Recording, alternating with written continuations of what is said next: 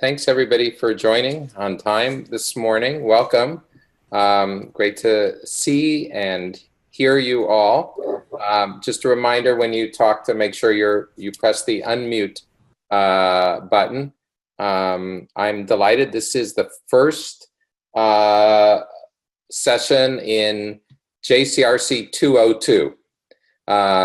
It's a little arbitrary what we did in 101 versus what we do in 202 and 303, but consider this a mid-career course, even if you started yesterday. So our session today, of course, is on identifying and retaining strong lay leadership. It's actually one of my favorite subjects and an area where I've felt that the entire Jewish world needs to focus more attention on. It's not an issue or subject that's unique to Jewish community relations, though we have our own, unique microclimates in terms of the subject of retaining lay leadership. So I'm very excited to have this session with you today. I hope you'll get a lot out of it. A couple of housekeeping details. First of all, we'll go an hour and 15 minutes. I would say till 10:15, but if you're on Eastern time, it's till 1:15, and we've got folks throughout the country. Secondly, I really enjoyed after 101 the fact that many of the participants contacted me individually for various kinds of follow-up, some quick follow-up, some more extensive work with communities, but you should always feel free to reach out to me at Doug Kahn, DougKahn, SF@gmail.com. If something is sparked as a result of our conversations or otherwise related to professional development, please feel free. And of course, I'll work closely with Haya and Melanie, who it's an amazing team in putting together this series and in just sort of lifting up professional development as a key priority for the field from JCPA. So with that, I want to start by having people introduce themselves in the following way: your name, your community, and in a phrase, not a kind of story, but just a phrase. What has been the biggest challenge you have faced in identifying or retaining lay leadership, so that we'll hopefully cover some of the things that you addressed today, and then we'll get into the meat of our conversation. So I will go by the names I see on the screen and call you, and please introduce yourselves to everyone. Noam. Hi, thanks, Doug. My name is Noam Gilbord. I'm the Director of Israel and International Affairs at the Jewish Community Relations Council of New York. I guess the phrase I would use would be an unwillingness to recognize and meet the political and communal challenges of the modern era. Meaning by that? In a phrase. Politically, the board is less able to grapple with issues that are going to concern the Jewish community for the next 25 years. Feels like we're a little bit anachronistic. Okay, so the challenge in the context of today is attracting lay leadership who are up to that task, right? Yep. Okay, great. Jacob? My name is Jacob Markey. I'm the associate in the JCRC in the Greater Miami Jewish Federation. And I mean, this is only my first full week, but one challenge I was just talking to my boss 5 minutes before coming onto this call, as this negotiation between what professionals want to do and what lay leaders want to do. So the boundaries kind of thing. Exactly. And okay. Tricky thing I'll be seeing a lot going forward. Okay, great. Thank you. And welcome. Rachel Nelson. Hi, I'm Rachel Nelson, and I'm the Director of Intergroup Outreach in Portland, Oregon. And I think one of the biggest struggles we're having is just finding people who have the time to commit to being a lay leader in the community. It's hard to find. Okay, so it's kind of the, enlarging the pool in a way. Yes. Okay, great. Thank you. Karen? Hi, Karen Elam, Director of Community Relations in Rochester, New York. I would piggyback on what Rachel said, is really, and the way you phrased it, Doug, enlarging the pool. Okay, great. Eileen? Hi, I'm Eileen Freed. I'm the Executive Director of the Jewish Federation in Ann Arbor, Michigan, and we're just starting off our Community Relations Committee. And I would say a challenge across the board. One is succession planning. I'm also relatively new to my role, so sort of inherited maybe lack of succession planning, but also finding and training people and finding the resources to give volunteers the tools that they need to feel secure and confident in taking on strong roles. Great. Okay, thank you. Lindsay?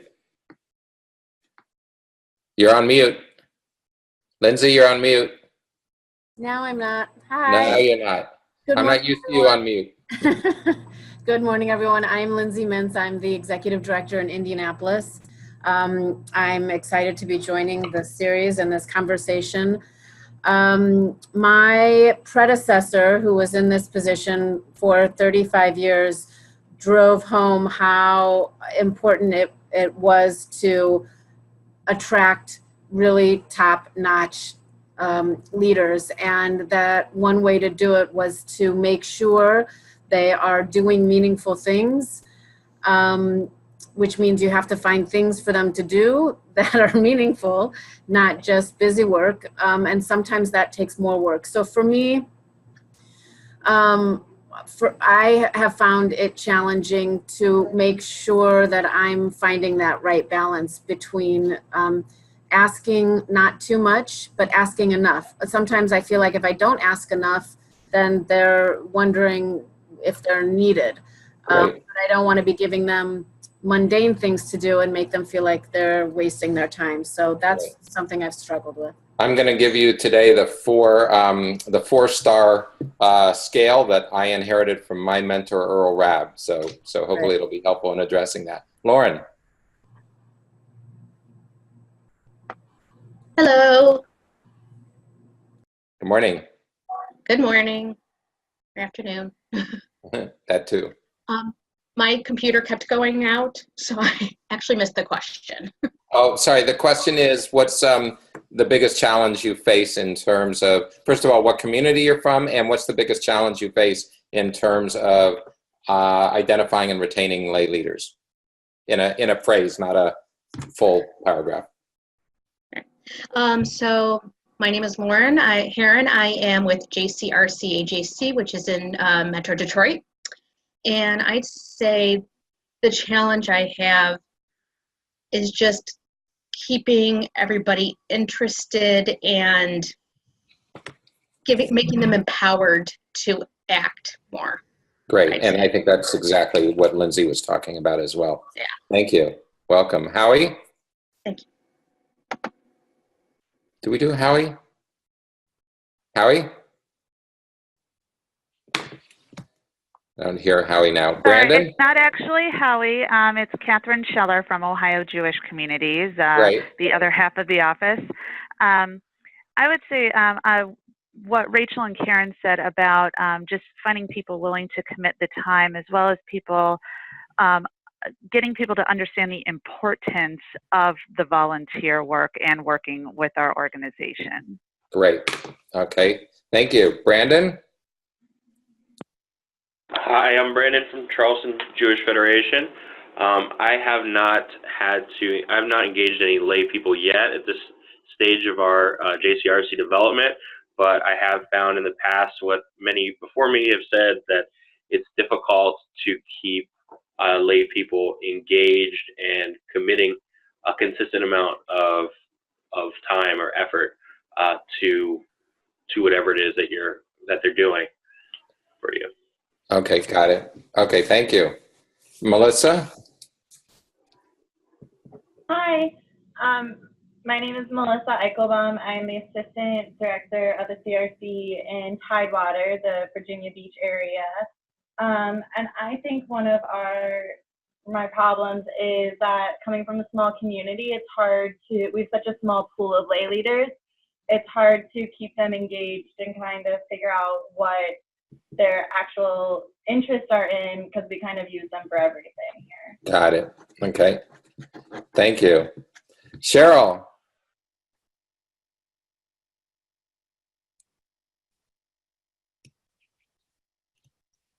Okay. Nancy? See their names. Evan. So Evan unfortunately does not have a mic, but he is from Broward County, and he said his challenge involves stewardship of committee members. Great. Okay, good. And Cheryl's having issues with her mic. Okay, and hopefully they can hear me and us. And Nancy, one more try. Cheryl says she's not sure why we can't hear her, but she's from Columbia Jewish Federation in South Carolina, and the challenge is consistency.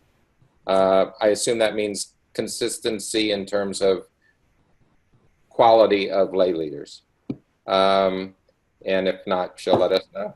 All right, welcome. And Nancy, I'm not sure you're able to interject. Okay. So thank you. That's all very helpful. And wait, here we go. Here we go. I unmuted me. Good. I'm Nancy Sage. I'm Executive Director of the Jewish Federation of Springfield, Illinois, and the JCRC of Springfield.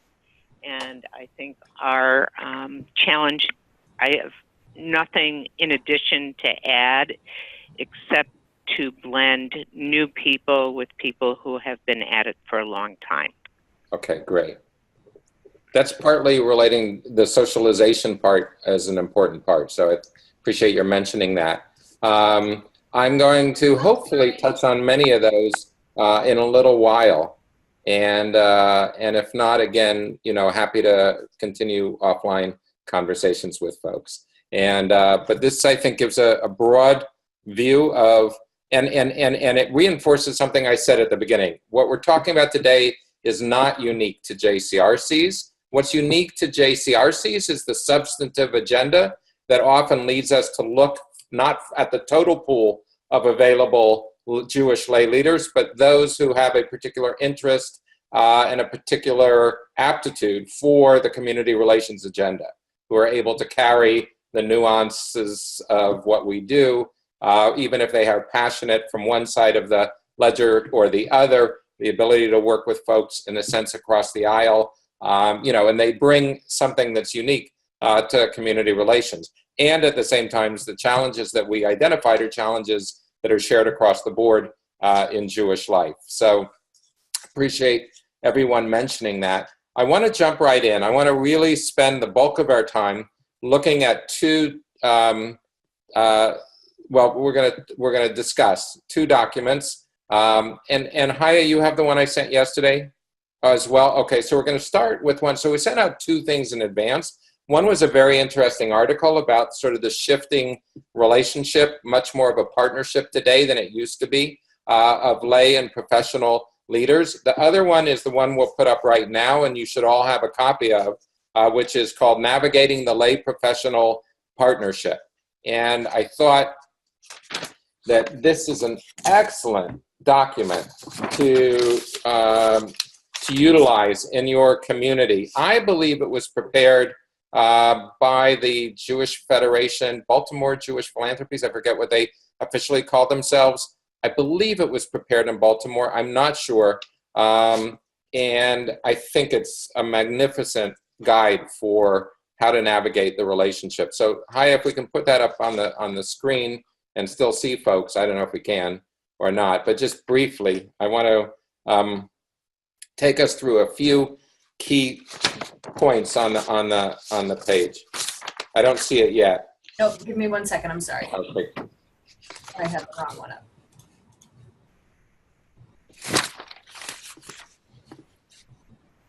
So while Haya is doing that, I want to read a piece from page 2 of the document, a very short paragraph that talks about the ideal relationship. And what it says is, an optimum profile for lay staff relations would look something like the following. Professional staff and lay leaders and volunteers commit themselves to a shared vision, partnership, and an effective working relationship. Both parties regard the other with respect and understanding of their respective roles in the organization and the community. Work gets done without irritating concerns about who is in charge or who gets credit, because the common good requires and enlists everyone's participation and contribution. Communications are clear and unambiguous and sufficiently frequent so that board and staff alike feel informed and involved. There are opportunities to recalibrate the partnership from time to time, such as meeting in a relaxed retreat setting to address any tensions or other issues in the relationship. So this is the document that hopefully all of you got. I urge you to print it out to kind of really take a look at it and also decide if it's appropriate at any time to, to discuss with this document, to share with your top lay leadership. What I love about it is it features parts that are steeped in Jewish tradition, and it says that our lay professional relationship, that there are elements of it that grow out of a learning in a sense of the role of leadership in Jewish history. And I particularly, if you scroll down the screen to page 2, keep going.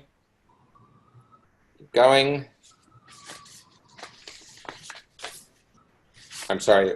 Yeah, it's a little further.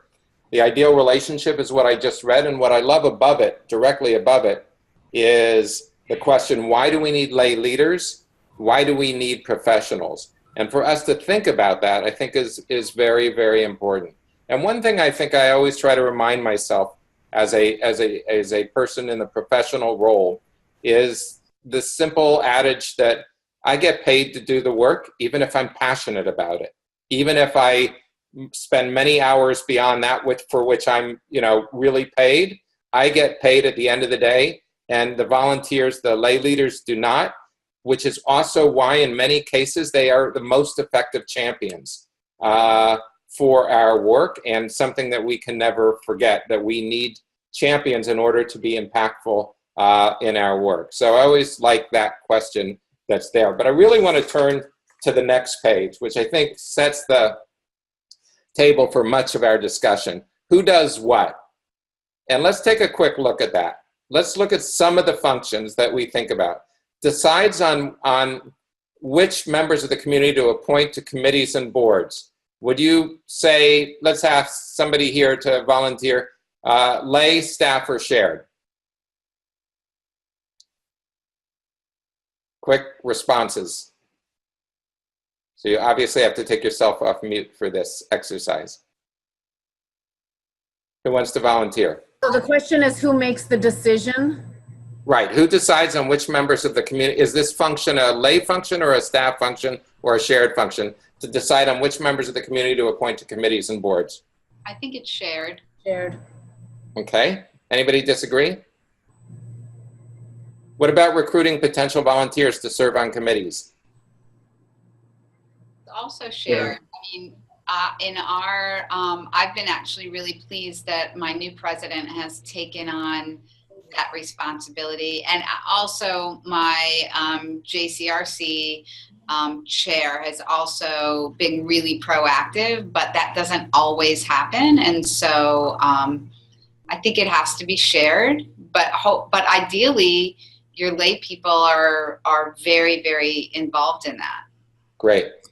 And what about explaining what is to potential committee members what's expected of them? I'd also say share. Yeah. What about orienting new committee members to the organization, committees, functions, and programs? I mean, I feel like this is again, I think there has to be a really significant staff role in defining some of this stuff, but then the delivery is good when it's when it's the volunteer doing the delivery. There's a partnership at some point, maybe not from the beginning of the process, but or maybe at the beginning, at the end of the process, but in the middle, the building it out, I feel like a lot of this, is staff. And then Right. the question is when do you call on the volunteers to play a role? Right. And, you will have volunteers who exhibit different levels of ownership or intent in terms of how much they want to be involved in some of this. And sometimes that can obviously create a little bit of a tension. What about replacing volunteer leaders or committee members who are not fulfilling their responsibilities?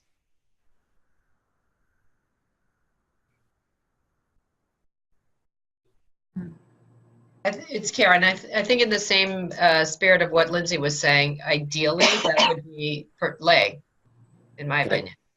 What about setting the agenda for board meetings? Somebody else? Staff. I would Shared. Shared. definitely. Yeah. I mean, yes, I share that with my lay people, and typically it's has to do with what their interests are. Although sometimes we also have things that need to be put forth. But yeah. Right.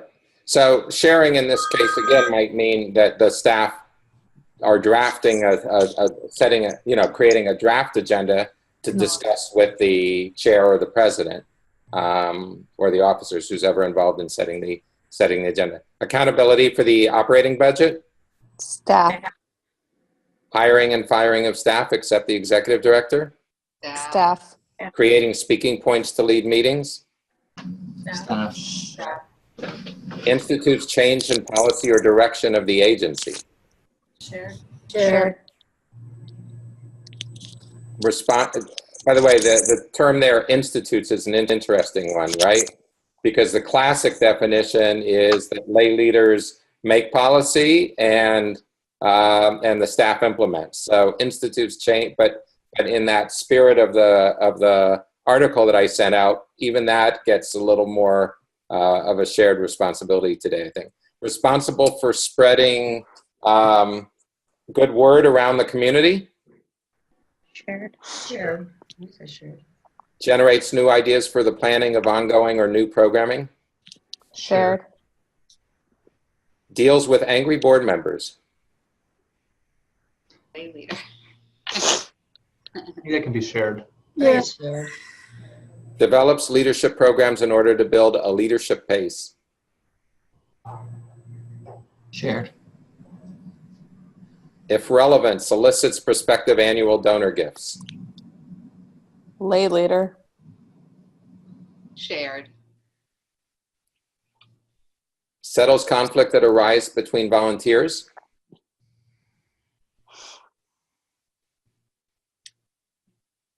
I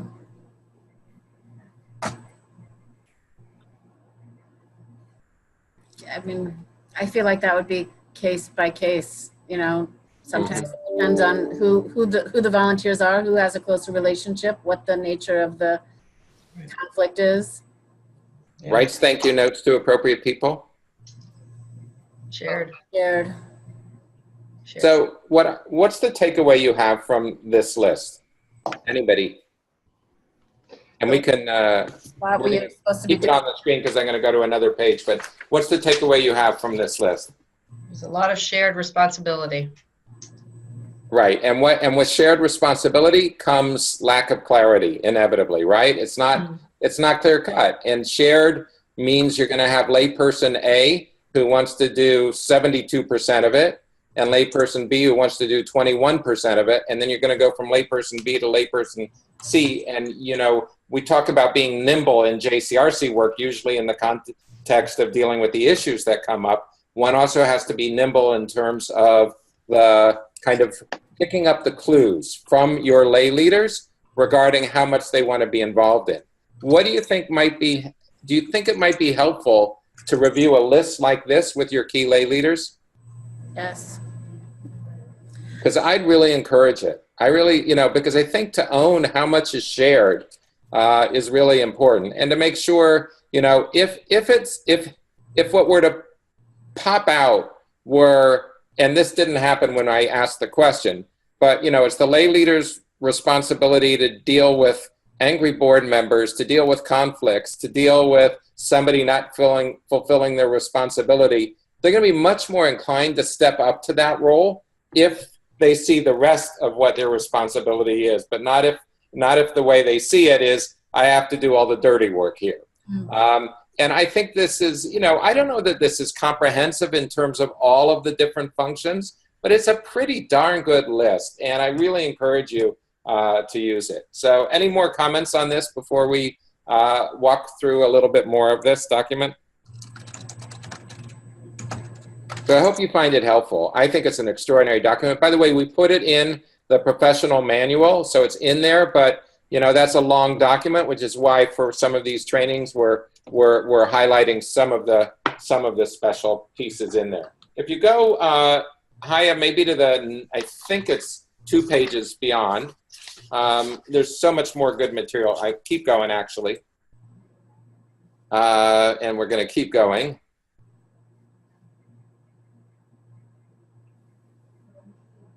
So I hope you'll all come back to this. All sorts of checklists. Oh, wait a minute. We may have gone too far. Hold on. Yeah, I'm sorry. I wanted page 5.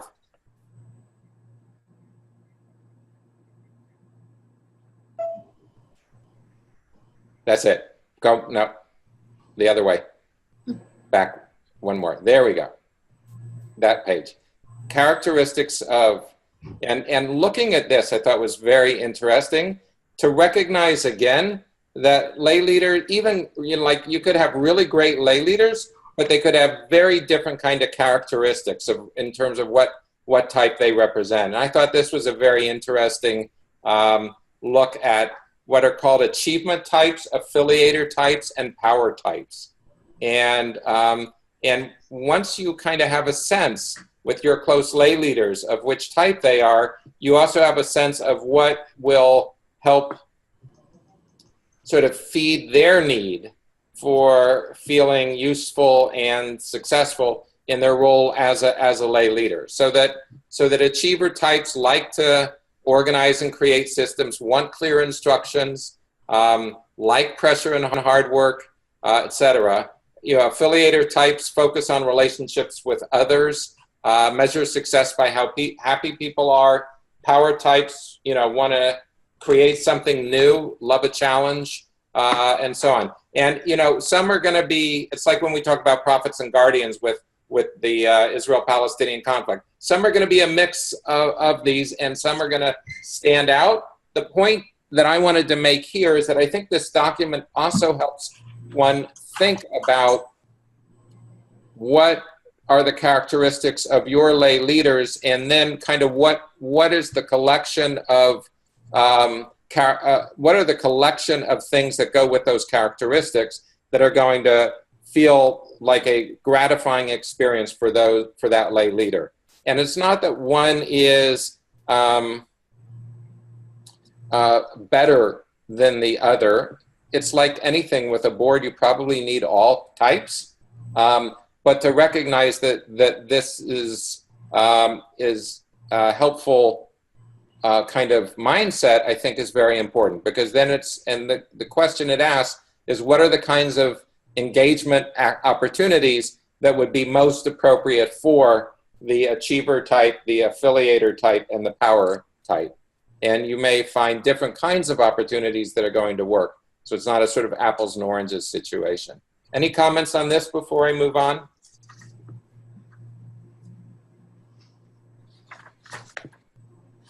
So there's just one more thing I want to show you from this document, and that actually 2 more. If we go, and I apologize for moving quickly, but not that quickly. Stop. No, move back there.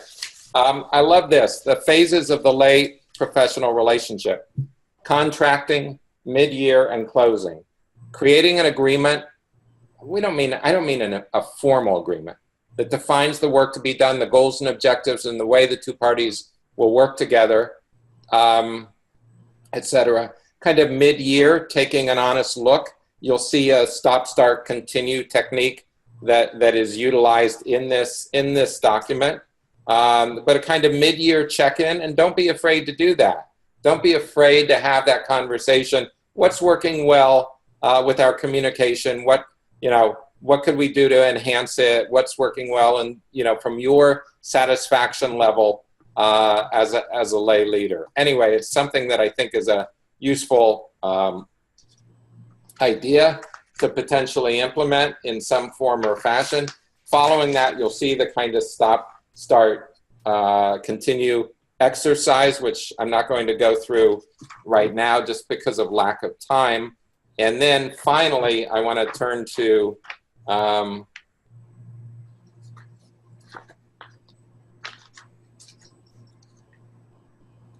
the next page after this. The next page, right here. An example of the kinds of questions that one might think about in terms of your engagement with lay leaders. How do we each like to be contacted? Where do we like to be contacted? What's the best time of day? How often would you like to speak? How quickly do we respond to email? What are the most important things you need to know about me? What do you need to know about my working style? All these kinds of questions, I think, can be very helpful in terms of setting things right from the get-go, recognizing that there are lay leaders who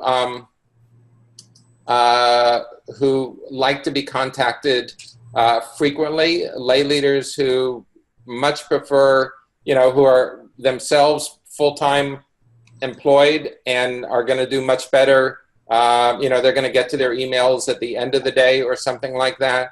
Lay leaders who want a phone check-in much prefer it to email or a personal, coffee once a month. I think figuring that out and doing that from the get-go can be enormously helpful. Again, recognizing there's no one size fits all. So I commend this document to you as I think by far the most useful document I've seen in terms of thinking through how to set the course of really positive lay professional relationships from the very beginning. I hope that, I know I did it quickly, but I hope that that's a useful excursion down that lane, and I highlighted what I think are the standout parts of the document, and particularly that checkoff sheet of lay, professional, and shared responsibilities, because I think that can be enormously helpful, and it's not very time-consuming to do that. So I'm going to park that there, and now I want to turn to, well, are there any comments about this document before I turn to the next piece, which you don't have a copy of yet? Did you find it useful, potentially useful? Absolutely. Great. And you can find it, if you just Google it, Google Navigating the Lay Professional Partnership, it will pop up, I think, as like the first thing on Google, and you can, you can send it electronically to people, you can use it. I have no idea about copywriting. It was attached to the email that you received prior to this call as well, and it's also right inside your in the manual toolkit. Great, terrific. Thanks so much, Haya. So I sat back and created my top 10 list on how to identify and retain strong lay leadership. And Haya, if we could send this to folks afterwards, that would be great. But I want to put it on the screen and go through, work this through with you. And again, over many years of looking at this issue, I wanted to see what rose to the top for me in the hope that it would be helpful to all of you. The very first thing, and some of this may be obvious, some of it may not be so obvious, but the first is to make identifying high quality leadership a top priority year round. There's such a tendency to say, oh my God, with everything else we have to do, holy mackerel, it's time for our nominating committee. And our nominating committee is meeting in April, and we have to come up with some names to get on the JCRC. And the mindset, from my vantage point, is that a nominating committee, is really should be recast as a recruitment committee, or it could actually be combined with a membership committee that's doing year-round work, and that you as a lay leader are also doing year-round work in terms of thinking about and identifying high-quality leadership. I think one of the pitfalls that we often get into is that we sort of save that to the point where it's one of the things we have to check off the list till the end of the year, and we oftentimes are missing out on some prospects that we might have identified, and it's much better to think of it as a year-round kind of exercise. Thoughts on that? It's Karen. I just have a question. Sure. We've never done this in the 2 years I've been here in our JCRC, which is within the Federation. I mean, there's a nominating committee for the board of the Federation, but not for our JCRC. I'm curious if, and I love the idea, because I think about who to bring onto our JCRC myself. I talk it over with our chair, but I'd much rather it be a committee, not just me and that other person. I'm just curious, do others do this? This is Rachel in Portland. We go through our executive committee. So it is a committee. We bring names and nominate names through our executive committee of the JCRC. And they're also a committee of the JCRC. There is also part of the Federation. Correct. Yes, we're a program of the Federation. Correct. Others? Quick question. Sorry, Rachel. So you have an executive committee of your JCRC? Yep. It's some at-large members. It's the chairs of our 3 committees. So our Intergroup Outreach Committee, our Legislative Committee, and our Israel Advocacy Committee. It's obviously the chair of the JCRC, and this year it's also the vice chair of the JCRC. And then it's usually a couple of other members who may or may not be. A couple of them are actually members from the synagogues or other organizations. So it's about 8 people on the executive committee. Great. And then it's myself and our JCRC director. Okay, thank you. And what you're saying is that the executive committee does double duty as a nominating committee. Correct. So we sent an email out, and we're always looking for talent, just like you said. And then about a month or 2 months ago, we sent out, if you have, to our entire JCRC actually, if you have names that you'd like to submit to join the JCRC, let us know. And then those names, as well as names that my Bob Hornstein and I, our JCRC director, and I had, we brought those to the executive committee and worked together as a committee. And I have seen, by the way, JCRCs that have developed a form. I think Washington, D.C., which is an independent JCRC, has one, is my recollection, that will go out and encourage people to propose names to nominate to JCRC. So anyway, the main thing I want to suggest here, and sort of governance structures is a whole other topic for another day, though I'll allude to it briefly down the road, is the idea of thinking of this as a year-round priority. Relatedly, number 2 is to note down names anytime you're at a Jewish community event and impressed by a lay leader. Talk to colleagues, develop a rolling A and B list all the time. Like, I never would go to an event where if I saw someone, God, that person would be great on JCRC. Abby Porth, my successor, and I were at a 10-hour marathon at San Francisco City Hall where they were debating an anti-Israel resolution after the Gaza flotilla incident. We saw a member of the Jewish community stand up and give brilliant testimony. We looked at each other and didn't know that person at all. And, the second he sat down, Abby made a quick, ran over to find out who that person was and engage that person in a conversation. Is this somebody that we could bring in to the JCRC? So the point being is that your antenna are up all the time. You are scouts. You are talent scouts for top quality JCRC. And you want that kind of rolling A and B list, and people may move from list to list. Somebody who's got star quality for various reasons may move from the A list to the B list and vice versa. So from my vantage point, it's really important to do that. Many of you in the introduction talked about the pool.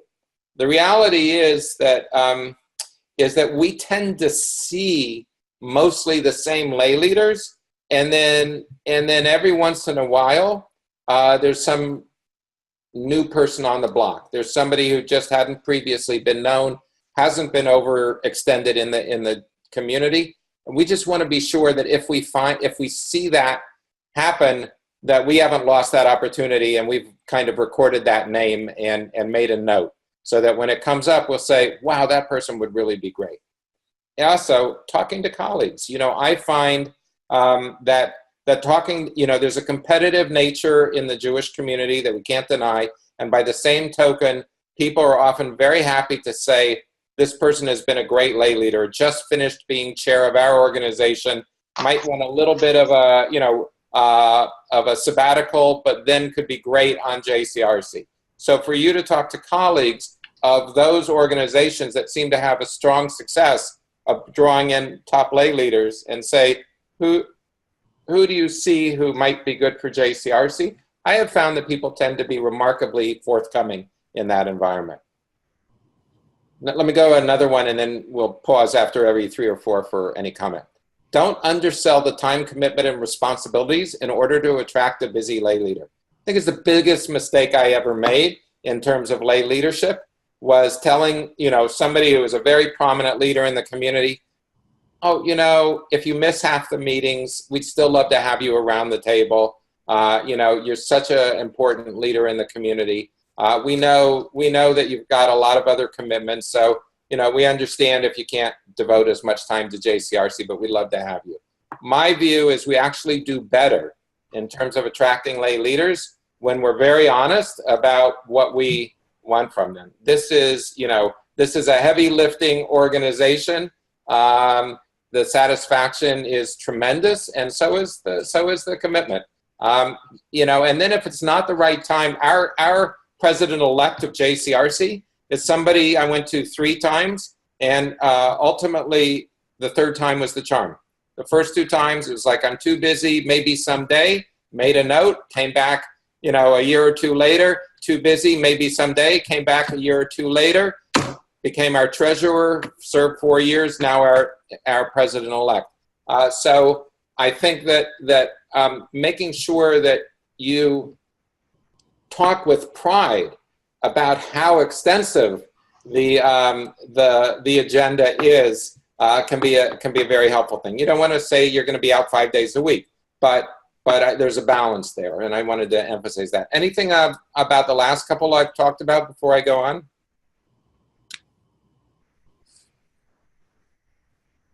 I'm going to zoom down the list because I also want to save time for a comment at the end and for Haya to chime in about young leaders. So the 4th piece is to treat nominating a lay leader like hiring a staff member.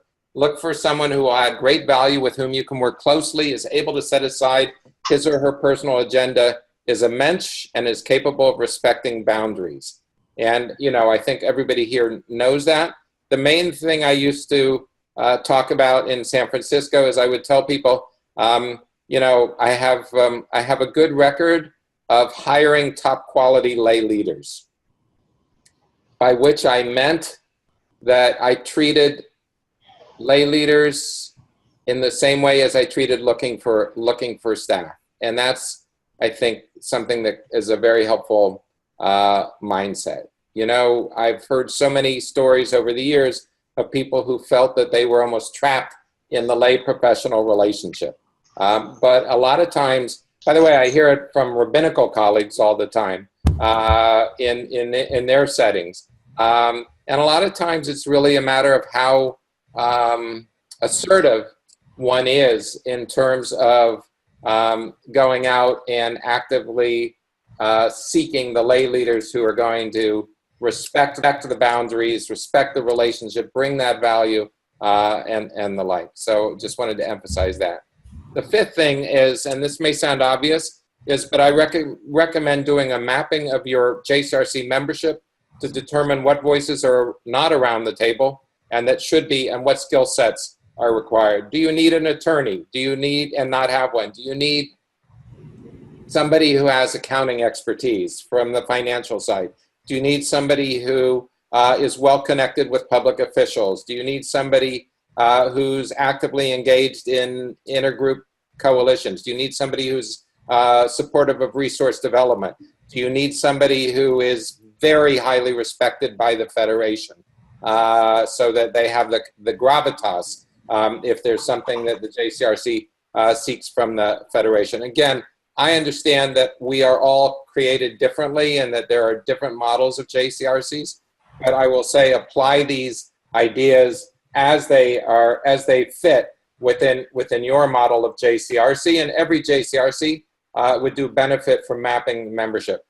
Is the Orthodox community represented? The LGBTQ community represented? The Israeli, the Russian-speaking? Do you have enough political conservatives on your ideological conservatives to balance the the table? What about young people? Are you connected with the academic community, et cetera? To do that kind of mapping, I think can be very helpful, because then it can also allow you to focus on here are the spots that we need to fill where we are dramatically underrepresented. And I'm suggesting that there are two kinds of maps that coexist. One is the diversity map, and the other is the skill set map.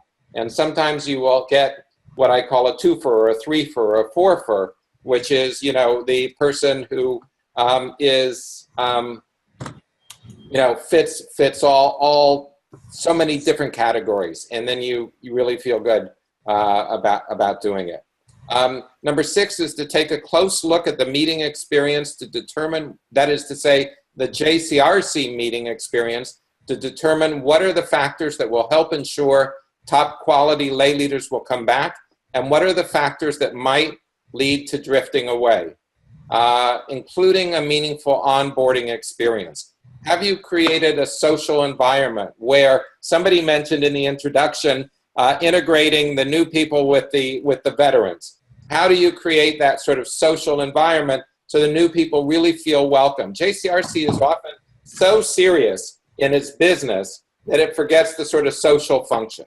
How do you do that? What is a meaningful or onboarding experience like? Do you do an orientation for new members? We do in San Francisco a 2-part orientation. One is much more of a social experience for people to get to know each other, and the next one is much more of a substantive one, the history of JCRC, the issues on the JCRC, and the like. By the way, apropos a comment that someone made, I think it might be helpful if another document, Lahaya, that we think of for JCPA is a draft template for a orientation packet for new members.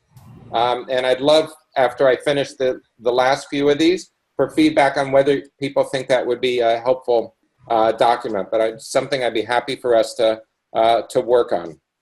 Number 7, find ways to include top quality leadership in special opportunities. For example, meetings with key public officials. Goes back to something that Lindsay started and then others chimed in on about finding meaningful things for lay leaders to do. One of the things that lay leaders often most enjoy is that, and it's what I call the APACization of the Jewish world, where people get to press the flesh with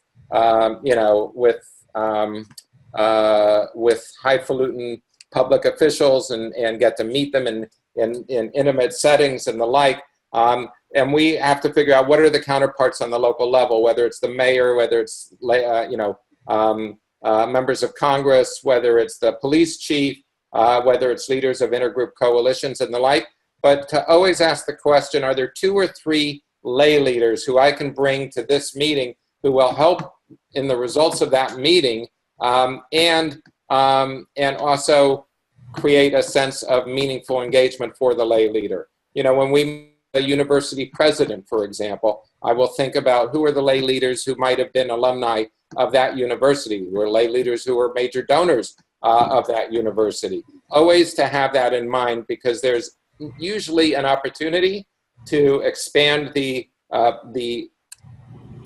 experience to include a couple of lay leaders. Now, something I said I was going to talk about is being respectful of our leadership's time. And my mentor, Earl Rabb, who was the dean of the field for many years in San Francisco and based in San Francisco, shared with me a scale that I've then handed down to Abby and used throughout my career. And it was basically any time I was going to talk to a lay leader about some upcoming event, there's a meeting to go to, there's some event it would be great if lay leaders could go to, I would always bear in mind a hierarchy. And it's what I will call the burnout prevention scale. And here's the hierarchy. And so I would call a lay leader, and I would literally, and particularly if it was the president or another officer of the organization, I would say that there's this upcoming event, and I think it's a number 1, or it's a number 2, or it's a number 3, or it's a number 4, and that was code. And number 1 means like you got nothing else to do, and you're looking, you know, you want to go out and you want to spend your time. Be great. This is a number 1 for you to go to this, you know, this interfaith breakfast next week. Number 2 is it would be great if you could be there. We're having a discussion with Muslim leaders, and it would be great if you could, you know, be there. Number 3 is it's really important. Please make every effort.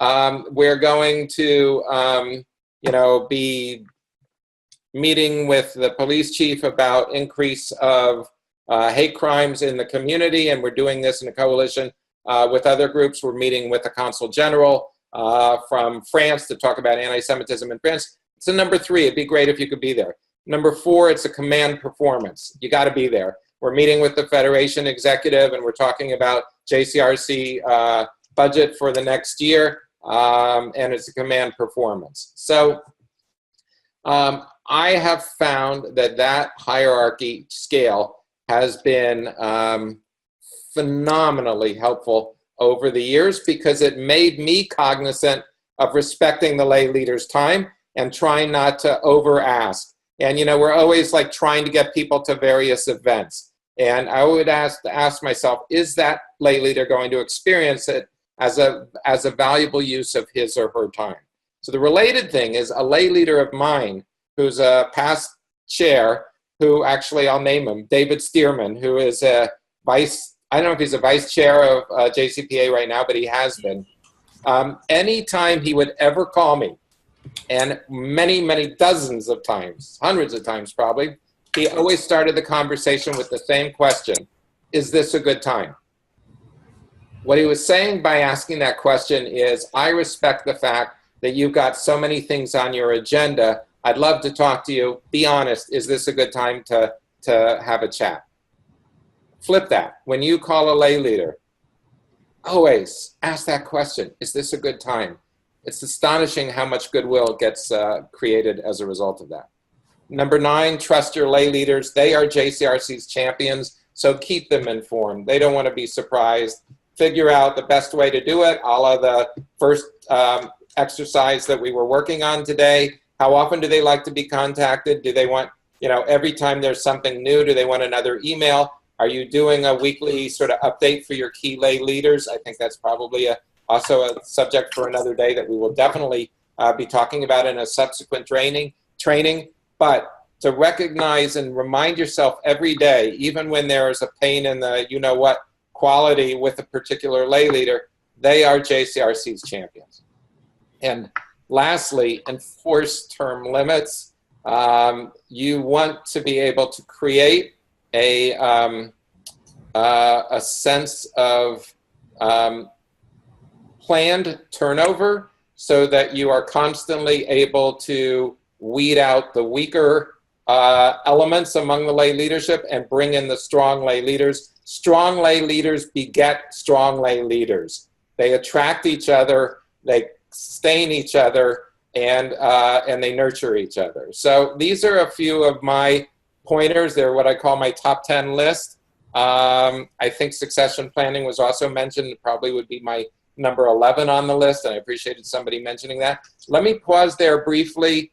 Any observations, comments, pushback, thoughts from this are more than welcome. I have a question. This is Rachel. How do you, if you have organizations that send members like synagogues or other agencies, do you have term limits for those representatives, or how do you navigate that when it's an outside organization putting forth a member?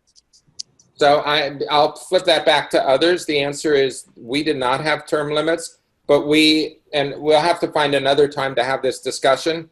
But we changed our total governance structure so that that body that includes representatives of member organizations is a different body than what we call our board. And recognizing that in San Francisco, we're an independent JCRC. So what we found is that there were some top quality lay leaders in the community who just were not going to fit well with the representative body for all sorts of reasons, including the fact that, you know, the average age was higher, many people had been around forever, and the like, but were perfect board members for JCRC. So our deliberative body on public affairs issues is our representative body, which is half lay leaders and half organizational representatives. But our fiduciary body, and the body that deals with the very sensitive issues on a monthly basis, is our board, which has been increasingly empowered and attracts top quality lay leaders in the community. They also do serve on the larger council, so there's not a disconnect there. But it is a change in the governance structure. But it's what I meant earlier on in one of the numbers that I had there about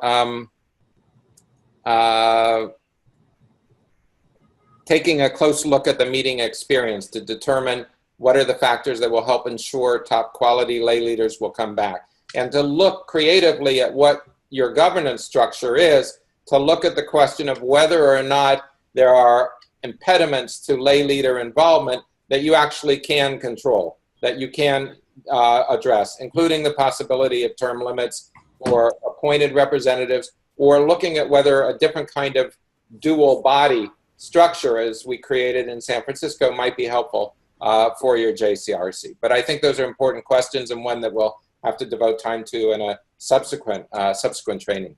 I would like to vote for that. I wonder if JCPA has collected copies of bylaws over the years or governance structures over the years. I wouldn't look forward to pouring through and trying to compare dozens of bylaws. Right. There was some way to sort of visually show, you know, board, council, combination, you know, executive board, various committees, you know, roles of committee chairs versus, you know, in Indianapolis, our committees are open to any member of the community. When they are functioning well, the idea is that they sort of can help us, you know, sort of be a farm team in some ways, find some members of the community that might be good for an eventual board seat.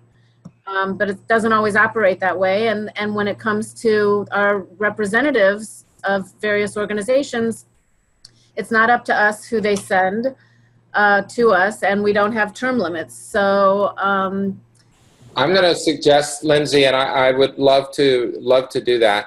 I'm going to suggest that we have maybe an additional session that focuses on governance structures. I'm working with the community right now in a consulting capacity, and have developed a set of recommendations that is like, if you can do it, you know, ask the question, if you could do it from fresh, right?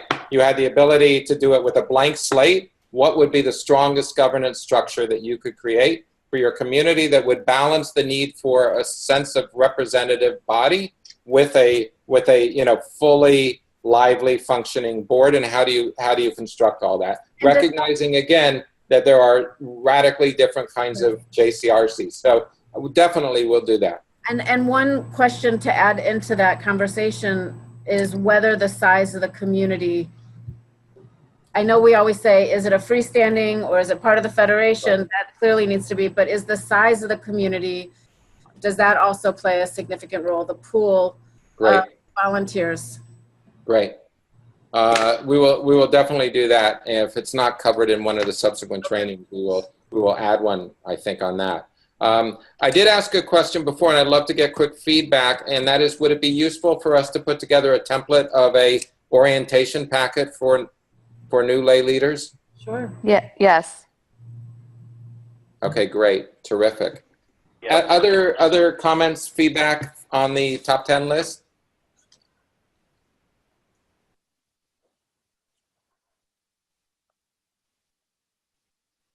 I hope it's helpful. I found it incredibly helpful over the course of my years at JCRC to always remind myself of these key points. And I think it goes hand in hand with the previous document on navigating the relationship. So I hope it will be useful to you. I want to turn it over to Haya to talk briefly about what you've learned, Haya, specifically about attracting and retaining younger leadership, since you've done a wonderful job with the Frank Fellows program, and hear from them what works and doesn't work. Sure. So we, as some of you know and some of you may not know, have a program that we've done for about 5 years that brings young leaders from the CRC communities together in a cohort for a year. It includes monthly training sessions on Zoom on different topics, much like this training session. Culminates in a mission to Poland and to Israel that joins our leadership mission, and then meets again as a final group meeting and training session at our conference where we do a track for them. And one of the things we've found particularly for these cohorts is they are very social activism minded, if that makes sense. They're not so interested in governance. I mean, some of them of course are, but when you're attracting them, they're interested on the boots on the ground activities. They want to be involved on our social action campaigns. They're not so interested in Jews talking to Jews. They want to sit down and actually do work. So engaging them in actual activism is very important. They want to do real work. They don't want busy work. They don't want to come into a room and listen to all of the old leaders talk and just have them absorb the information. They want to be active participants. Their voice is just as valuable as our old timers, and sometimes our old timers forget that. And so it's very important for us to have them treated as equals and fully engaged in all of our programs. We try and add them to all of the committees that we have. It's good for us to have a fresh voice, and it's definitely a voice that we don't necessarily hear from often. I'm sure as your groups are, our committees tend to attract the same active lay leaders over and over again. And so we're basically talking at ourselves again and again. So having a fresh voice, particularly one under 40, is really valuable. And making sure that when they're in the room, they feel that you're hearing them.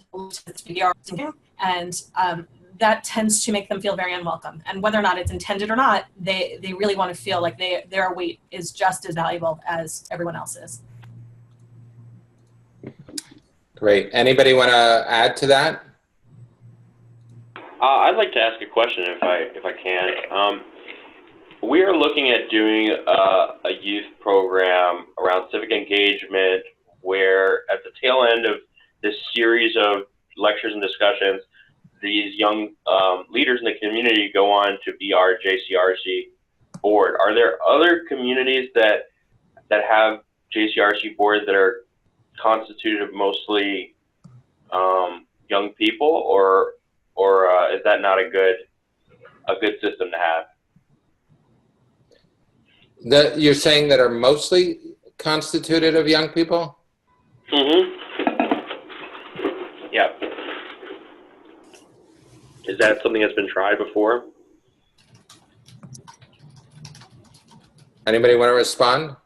I think we've looked into the idea of a team. This is Lindsay in Indianapolis.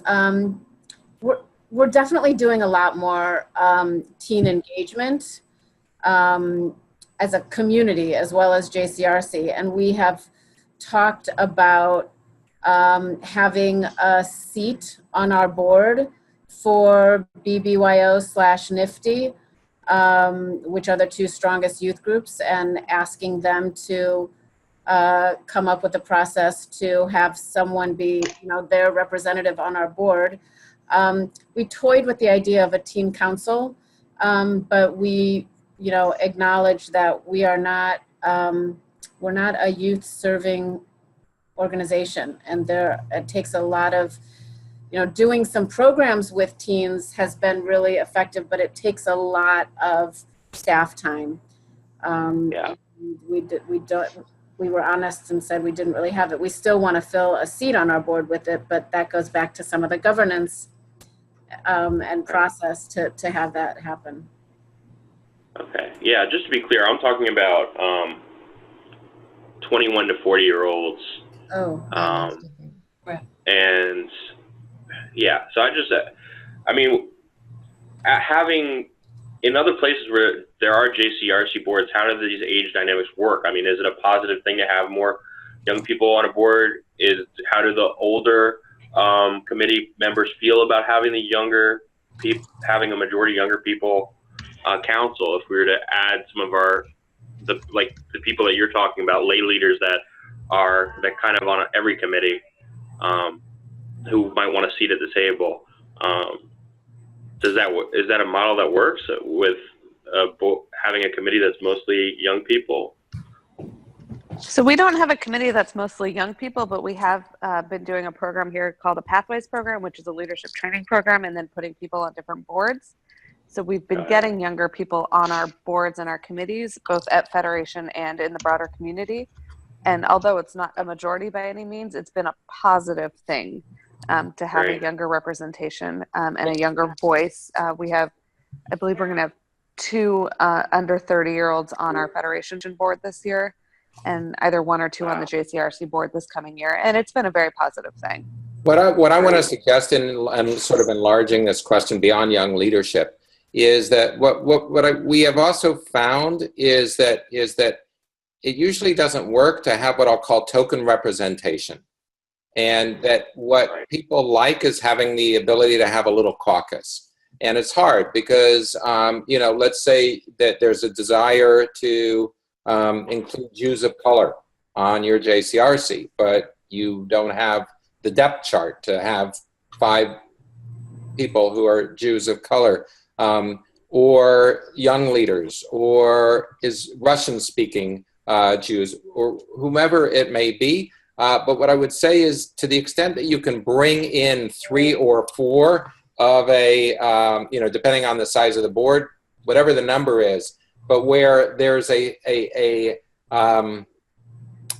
camaraderie for folks who are of similar backgrounds, it can be very, very helpful, because they then can become planners of how to engage more folks from that segment of the community.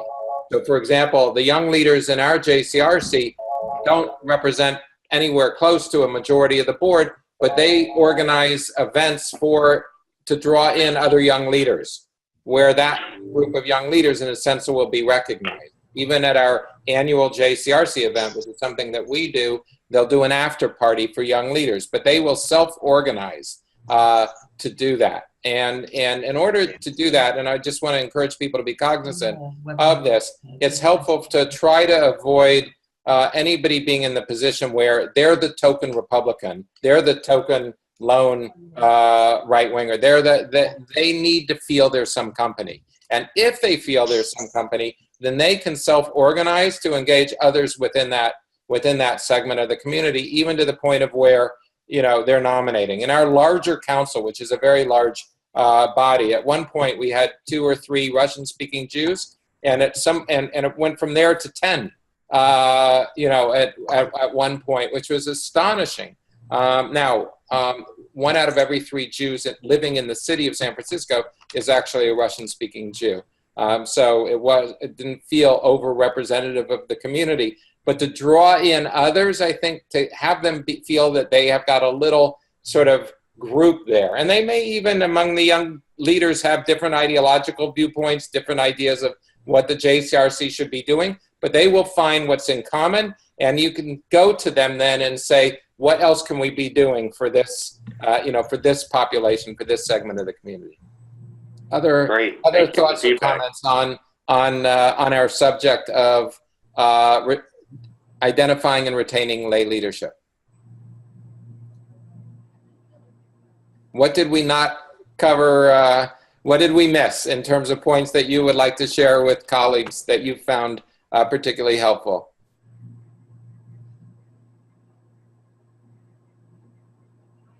I think that the checklist earlier was really interesting, and I think it could probably be added to. I'd be interested to see if you threw that out to say, you know, what are examples of things that you ask lay leaders to do that they love, that you've tried, that they haven't loved, just to, you know, make sure that, I don't know, I'm sure there are things I haven't thought of, like, oh, that would be a really meaningful way for someone, for me to, you know, thing for me to ask a lay leader to do that doesn't require a lot maybe from me, but is meaningful for them. So maybe something to generate more ideas about ways lay leaders have been engaged.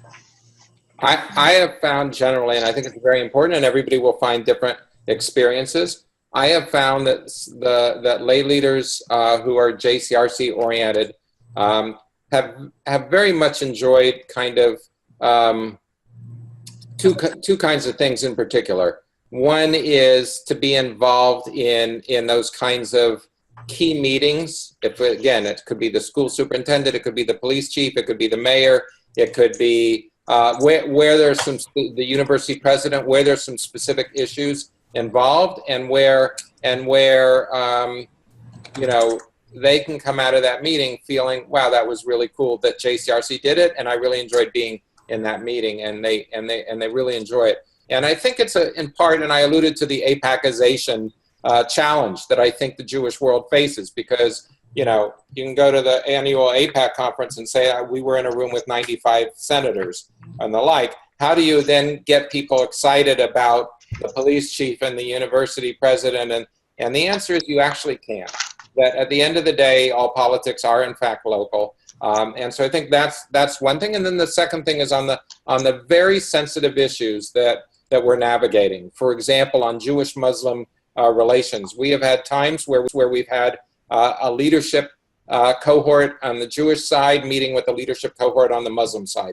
How are we going to deal with the tensions in the middle? How the tensions in the Middle East affect the local community? Let's talk through how JCRC and the Muslim community responded to, you know, the recent Gaza war or whatever it may be, and then to say who are the lay leaders who I can draw, you know, into that discussion, who would make sense. So those kinds of examples I think are really gratifying for lay leaders. Also, if you do signature events, we do a number of signature events, whether it's a multicultural Seder, it's a reception for candidates running for public office, it's an Israel trip for non-Jewish leaders, but where you have signature events and can give lay leaders meaningful roles, I think it's also very important.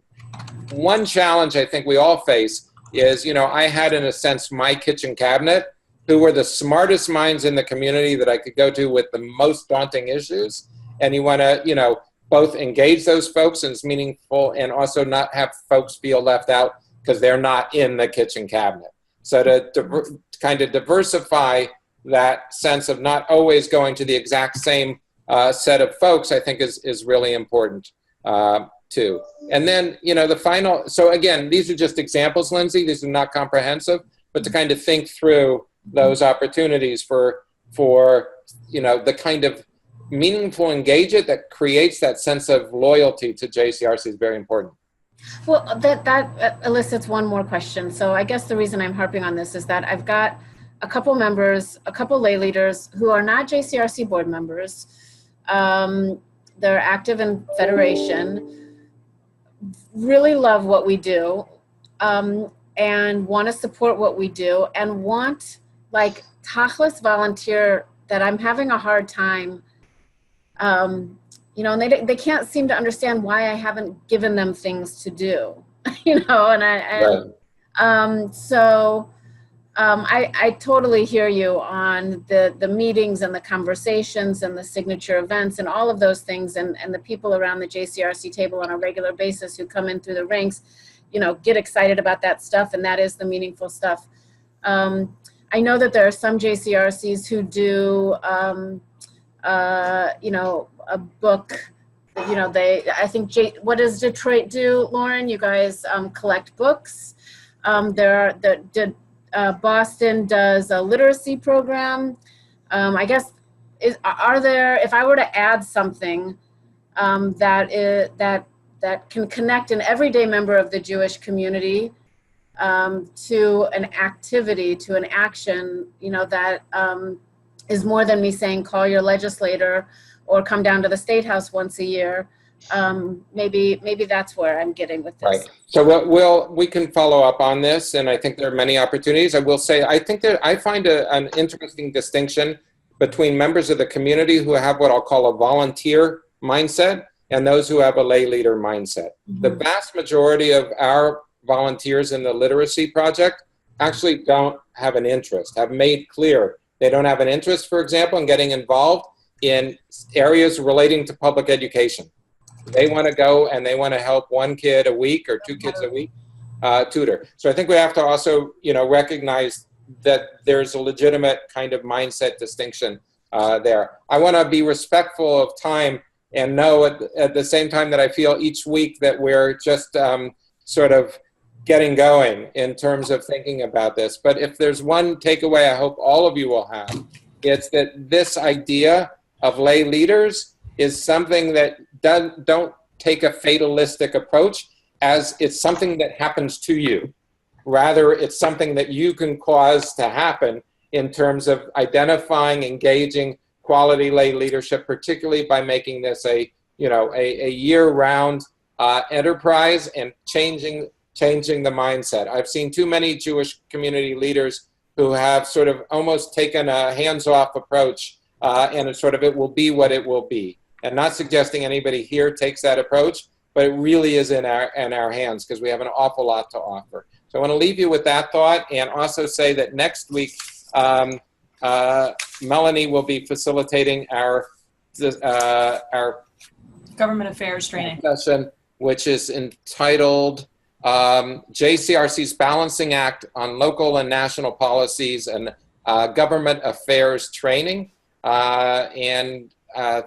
So thank you all for participating. I know Aya will send out an evaluation form. I know you all know how to follow up with me. Aya will also send out the top 10 list. I think it should be number 11, as I said, with something about thinking about succession planning, because that's also a very important point. And I hope these materials and this discussion has been very useful, and it's certainly given me ideas on how we can be helpful going forward. So thank you all for participating and look forward to seeing you all soon. Thank you. Thank you. Thank you. Thank you.